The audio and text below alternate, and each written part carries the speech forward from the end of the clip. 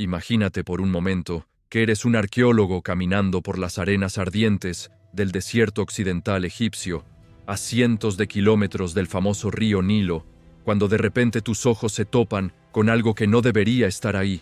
Sarcófagos de un rojo tan intenso que parecen haber sido pintados con sangre, brillando bajo el sol implacable como joyas perdidas en un mar de arena. Esto no es ficción. Esto ocurrió realmente en el oasis de Bajarilla, y lo que los arqueólogos encontraron allí cambió para siempre nuestra comprensión sobre el antiguo Egipto. Porque resulta que no todos los tesoros funerarios estaban reservados para los faraones de las grandes ciudades. En pleno corazón del desierto, una élite local había creado algo tan espectacular que rivaliza con las tumbas más lujosas de Tebas y Memphis. El oasis de Bajarilla se encuentra perdido en la inmensidad del desierto occidental egipcio, a unos 300 kilómetros al suroeste de El Cairo.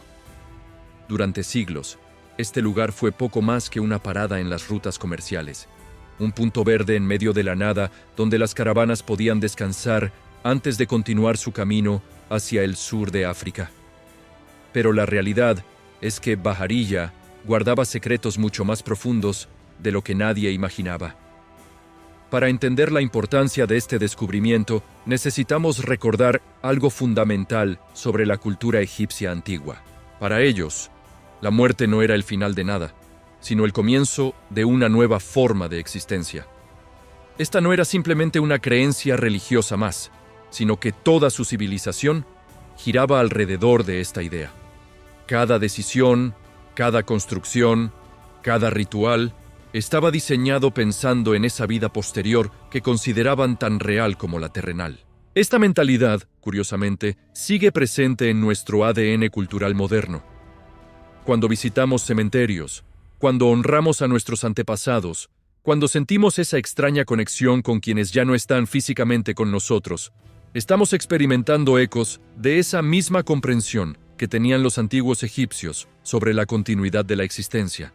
Los primeros indicios de que algo extraordinario yacía bajo las arenas de Bajarilla aparecieron a finales del siglo XX. Los arqueólogos locales habían encontrado algunos fragmentos de cerámica y restos de estructuras, pero nada que sugiriera la magnitud de lo que estaba por descubrirse. Según arqueólogos del Consejo Supremo de Antigüedades de Egipto y del Instituto Francés de Arqueología Oriental, las excavaciones más recientes apuntan a que la necrópolis de Baharilla funcionó durante un periodo mucho más extenso de lo que inicialmente se pensaba. El momento del gran descubrimiento llegó cuando los equipos de excavación comenzaron a desenterrar estructuras funerarias que desafiaban todas las expectativas. No eran las modestas tumbas que uno esperaría encontrar en un oasis remoto, sino complejos funerarios elaborados que rivalizaban con los de las capitales egipcias. Pero lo que realmente dejó boquiabiertos a los investigadores fue el color. Un rojo intenso, vibrante, que dominaba completamente los sarcófagos. Este no era un rojo cualquiera, sino un tono específico que los antiguos egipcios cargaban de significado simbólico. Investigaciones de campo realizadas por equipos del Museo Egipcio de El Cairo y de universidades internacionales han documentado que el color rojo en el contexto funerario egipcio tenía una dualidad fascinante. Representaba tanto la protección como el caos, tanto la vida como la destrucción. Esta elección cromática no fue casualidad. Los antiguos egipcios creían que el rojo tenía el poder de rechazar las fuerzas malignas que podrían amenazar el viaje del difunto hacia la otra vida. Pero también era el color asociado con Set, el dios del caos y la tormenta, lo que añadía una dimensión de poder y peligro a estos ataúdes. Los sarcófagos rojos de Bajarilla no eran simples contenedores para los muertos. Cada uno de ellos era una obra de arte meticulosamente crafteada. Las momias en su interior estaban envueltas en cartonnage, una técnica que combinaba lino, yeso y resinas para crear una especie de caparazón decorativo que se moldeaba perfectamente al cuerpo del difunto.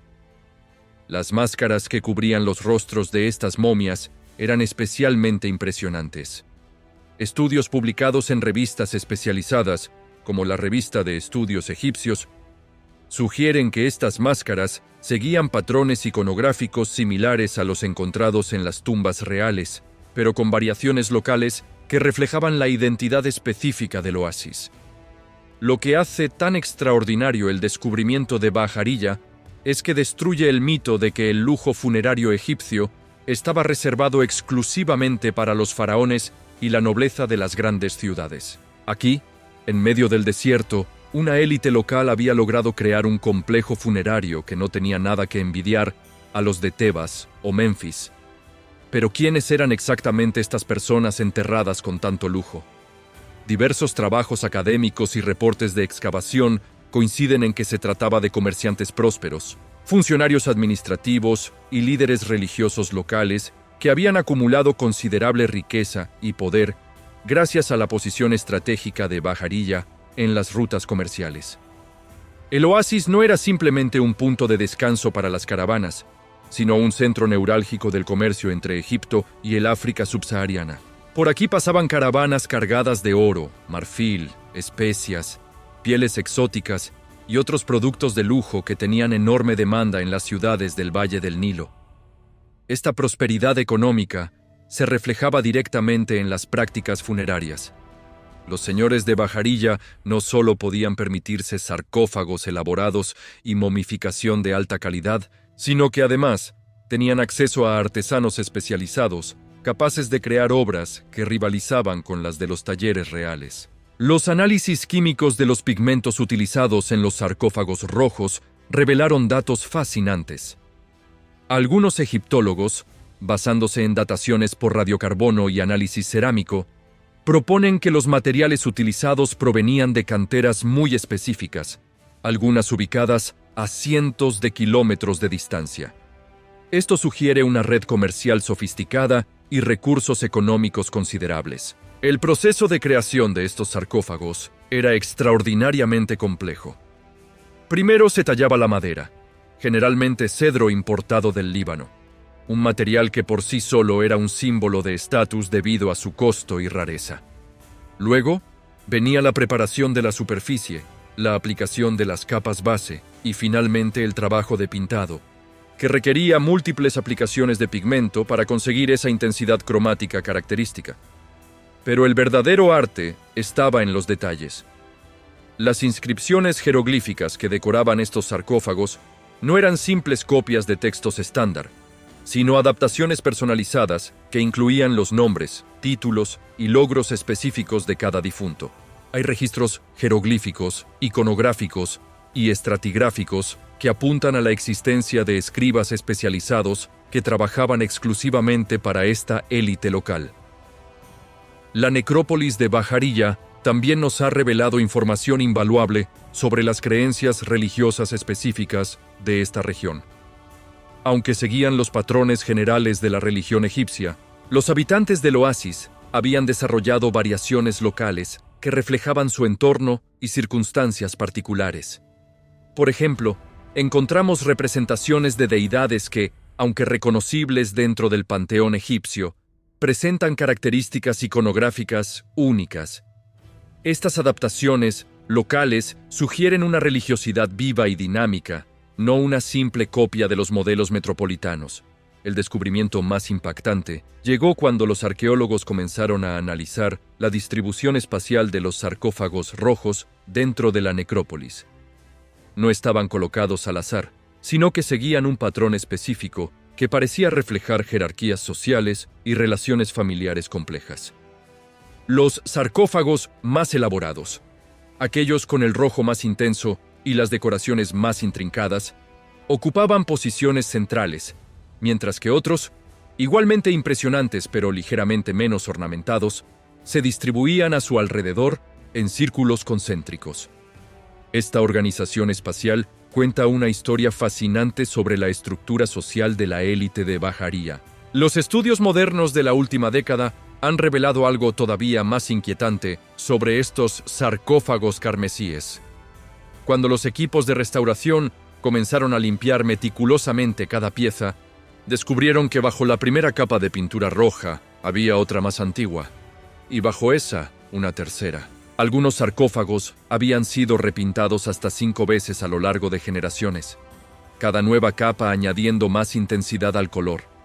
Era como si las familias de Bajarilla estuvieran obsesionadas con mantener ese rojo vibrante, sin importar el coste o el esfuerzo.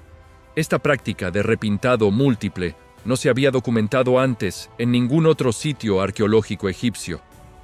Los investigadores comenzaron a preguntarse por qué era tan crucial mantener esa intensidad cromática específica.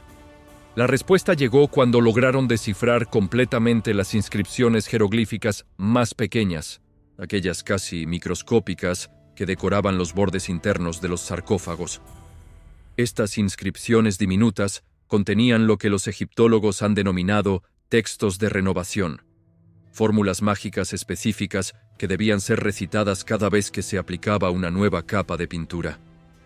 Estudios, publicados en revistas especializadas, como los Anales del Servicio de Antigüedades de Egipto, sugieren que estos rituales de renovación del color estaban directamente relacionados con la creencia de que el poder protector del rojo se debilitaba con el tiempo.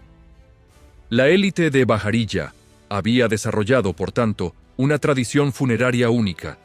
Sus muertos no eran simplemente enterrados y olvidados, sino que sus sarcófagos recibían mantenimiento ritual durante décadas, posiblemente durante más de un siglo.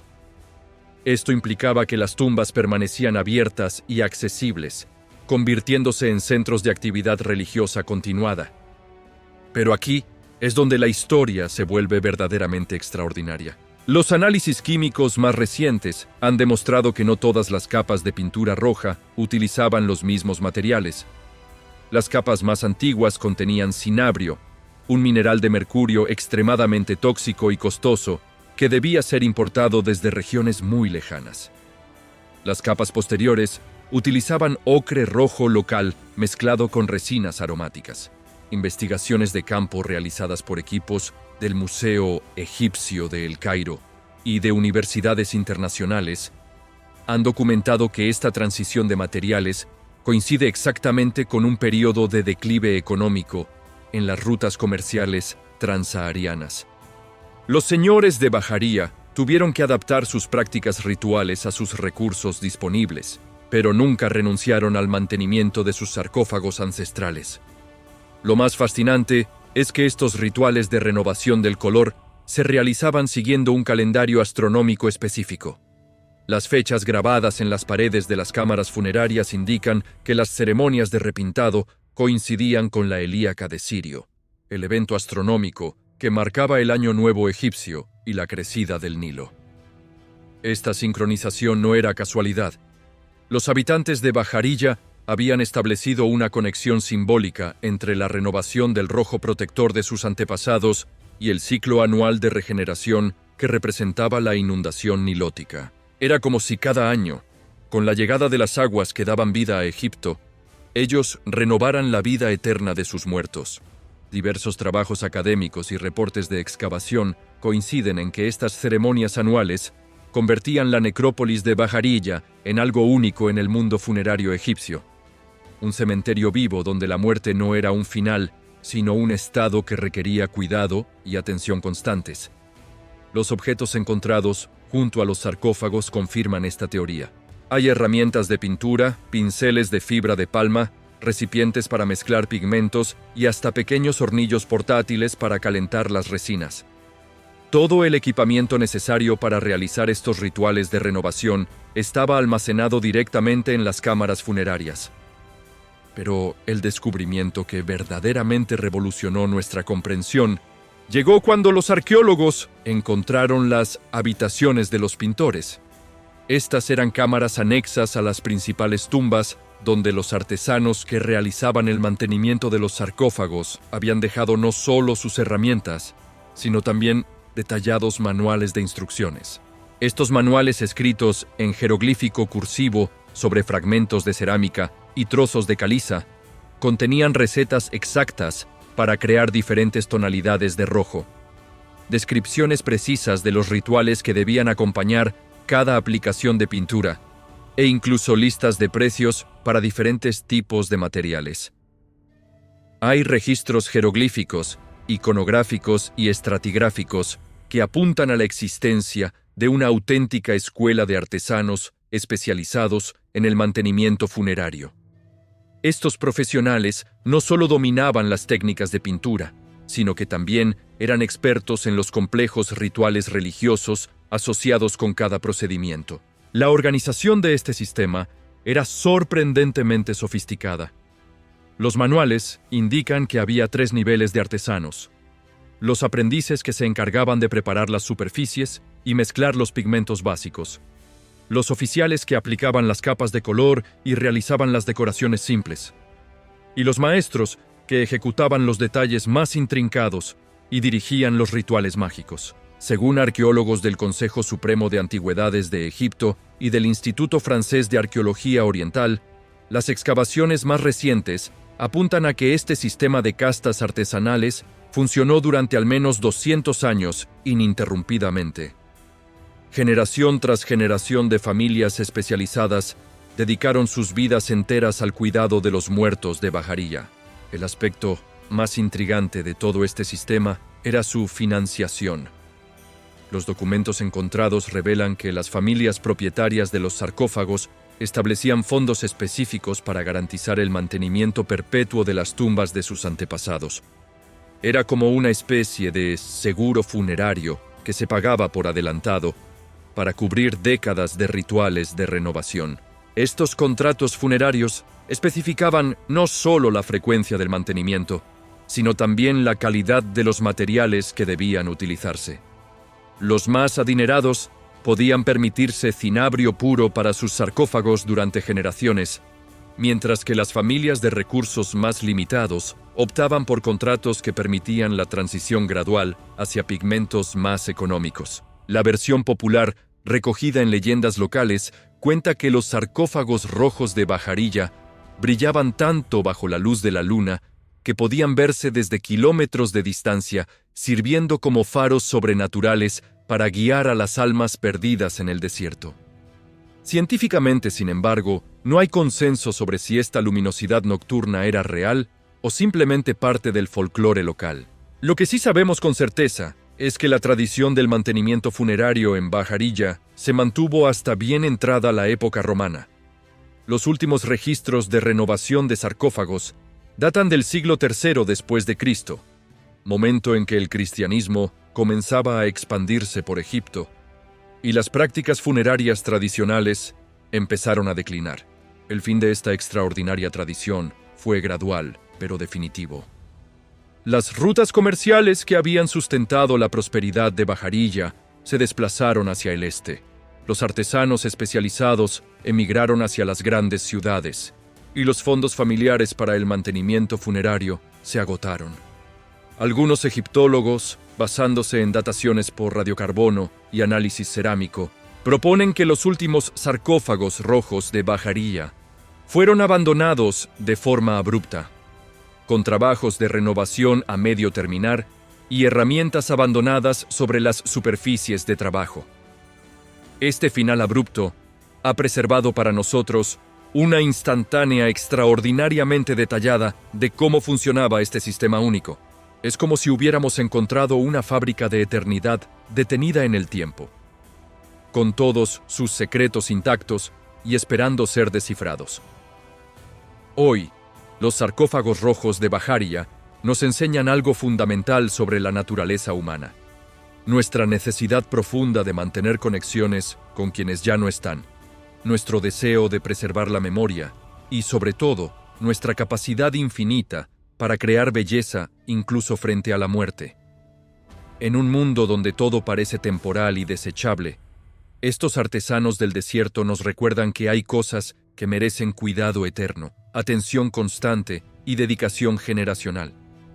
Los sarcófagos rojos de Bajarilla no son solo artefactos arqueológicos, son testimonios de amor que trasciende el tiempo, brillando todavía con esa intensidad carmesí que sus creadores consideraban más poderosa que la muerte misma. Los últimos hallazgos en los sarcófagos rojos han revelado algo que ningún arqueólogo esperaba encontrar: marcas de herramientas modernas sobre superficies que llevaban enterradas más de 1500 años. No estamos hablando de vandalismo contemporáneo, sino de algo mucho más perturbador y fascinante. Durante las excavaciones de 2023, los equipos de restauración notaron pequeñas incisiones en el interior de varios sarcófagos que no coincidían con ninguna técnica conocida del antiguo Egipto. Investigaciones de campo realizadas por equipos del Museo Egipcio de El Cairo y de universidades internacionales han documentado que estas marcas fueron realizadas con instrumentos de metal que contenían aleaciones imposibles de conseguir en la antigüedad. La explicación más plausible, aunque igualmente desconcertante, apunta hacia una práctica que los arqueólogos han denominado intervenciones tardías secretas. Aparentemente, durante la época medieval, grupos de exploradores desconocidos habían logrado localizar y acceder a estas tumbas, realizando modificaciones específicas en los sarcófagos antes de sellarlos nuevamente, con una precisión tal que ningún arqueólogo moderno había detectado la intrusión hasta ahora. Los análisis químicos de estas marcas revelan rastros de hierro templado con técnicas que no aparecieron en Egipto hasta la dominación otomana. Pero lo más inquietante es que estas intervenciones no parecían tener como objetivo el saqueo, sino algo completamente diferente. Los intrusos medievales habían grabado símbolos cristianos y árabes diminutos en lugares específicos del interior de los sarcófagos, como si estuvieran realizando algún tipo de ritual de neutralización o purificación.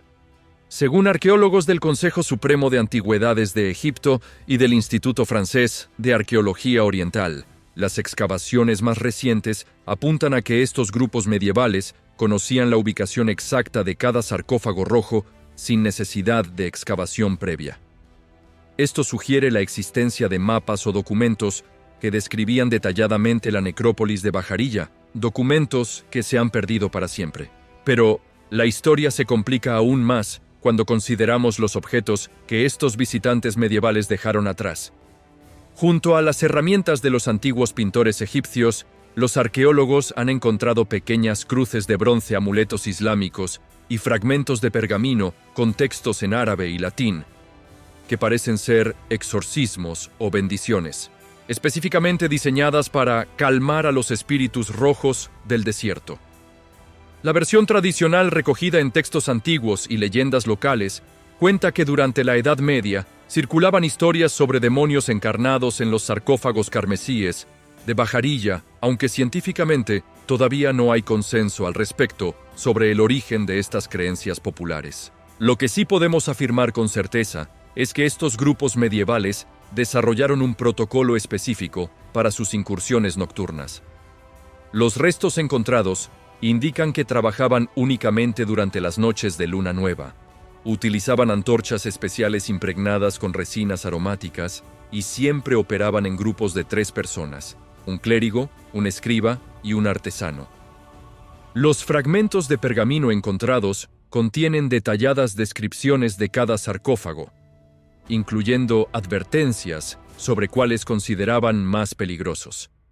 Hay registros jeroglíficos, iconográficos y estratigráficos que apuntan a que estos exploradores medievales clasificaban los sarcófagos según la intensidad de su color rojo, considerando los más vibrantes como los más amenazantes. Estudios publicados en revistas especializadas, como la Revista de Estudios Egipcios o los Anales del Servicio de Antigüedades de Egipto, sugieren que esta práctica de neutralización ritual de tumbas paganas era más común de lo que se pensaba durante el período de expansión del cristianismo e islam en Egipto. Pero aquí viene lo verdaderamente extraordinario. Estos visitantes medievales no solo grabaron símbolos religiosos, sino que también aplicaron sus propias capas de pintura sobre los sarcófagos. Análisis espectroscópicos han revelado que entre las capas de pintura roja egipcia original existen capas intermedias de pigmento azul y dorado, colores que los antiguos egipcios jamás habrían utilizado en contextos funerarios. El azul era considerado por los exploradores medievales como un color protector capaz de enfriar la energía del rojo egipcio. El oro, por su parte, representaba la purificación divina. Era como si estos grupos hubieran desarrollado su propio sistema de creencias sincretista que combinaba elementos del cristianismo, el islam y supersticiones locales sobre las tumbas paganas. Algunos egiptólogos, basándose en dataciones por radiocarbono y análisis cerámico, proponen que estas intervenciones se realizaron durante un periodo muy específico, entre los años 1200 y 1300 después de Cristo, coincidiendo exactamente con las cruzadas y el periodo de mayor inestabilidad política en la región. La pregunta que obsesiona a los investigadores es cómo estos grupos medievales lograron localizar con tanta precisión tumbas que permanecían completamente ocultas bajo metros de arena.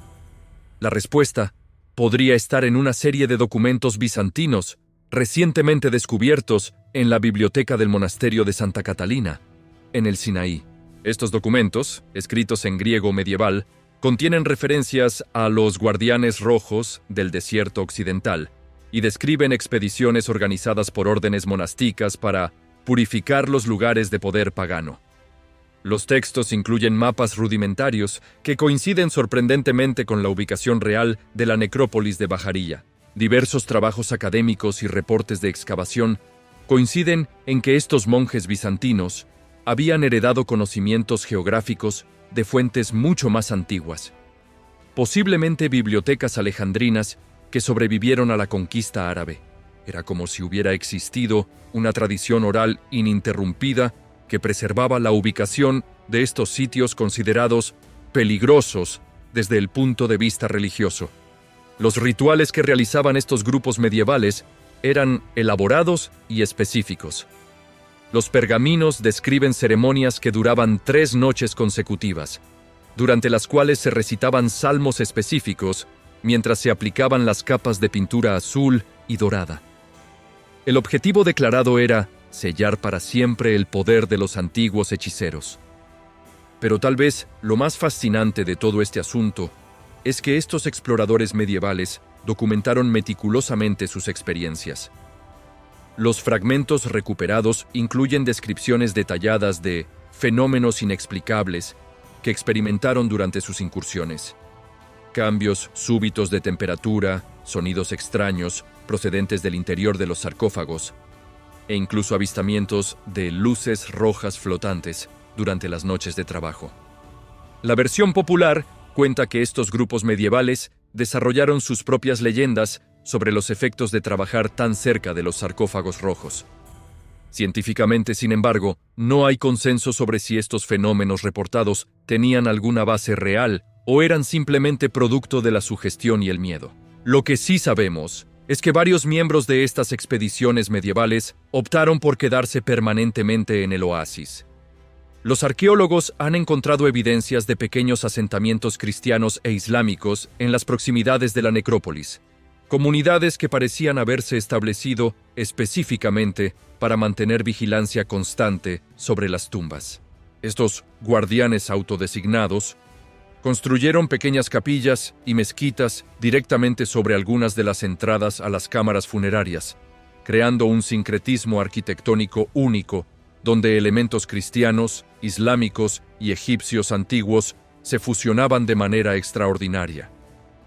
Investigaciones de campo realizadas por equipos del Museo Egipcio de El Cairo y de universidades internacionales han documentado que estas pequeñas comunidades religiosas mantuvieron sus funciones de vigilancia durante al menos 200 años, hasta que las cambiantes rutas comerciales hicieron insostenible su supervivencia en el desierto. El legado de estas intervenciones medievales ha complicado enormemente el trabajo de los arqueólogos modernos. Cada sarcófago es ahora una cebolla temporal con capas que abarcan más de 2000 años de historia humana. Desentrañar qué pertenece a cada período requiere técnicas de análisis cada vez más sofisticadas. Pero quizás el descubrimiento más impactante llegó cuando los investigadores se dieron cuenta de que los exploradores medievales no habían actuado de manera aleatoria. Existe un patrón claro en sus intervenciones. Habían identificado y tratado específicamente aquellos sarcófagos que contenían los textos jeroglíficos más poderosos, como si fueran capaces de leer, o al menos interpretar, el contenido mágico de las inscripciones egipcias. Esto sugiere un nivel de conocimiento sobre la cultura egipcia antigua que desafía nuestras concepciones sobre la ignorancia medieval respecto a las civilizaciones clásicas. Tal vez existían tradiciones de conocimiento oculto que se mantuvieron vivas durante siglos, transmitidas en secreto por grupos especializados en neutralizar sitios paganos considerados peligrosos. El misterio se profundiza cuando consideramos que estas mismas técnicas de identificación y tratamiento de objetos mágicos aparecen documentadas en otros sitios arqueológicos del Mediterráneo oriental, siempre con la misma precisión, siempre con los mismos colores rituales, siempre durante las mismas fases lunares. Los sarcófagos rojos de Bajarilla no son solo testimonios del antiguo Egipto, sino palimpsestos de creencias que han evolucionado durante milenios. Cada capa de pintura cuenta una historia diferente sobre cómo los seres humanos han lidiado con el misterio de la muerte y el poder de lo desconocido. Y mientras contemplamos estos ataúdes carmesíes con sus secretas capas azules y doradas, una pregunta queda suspendida en el aire del desierto. Si estos grupos medievales consideraban tan importante neutralizar el poder de los sarcófagos rojos, si desarrollaron rituales tan elaborados para sellarlos para siempre, ¿qué sabían ellos que nosotros hemos olvidado?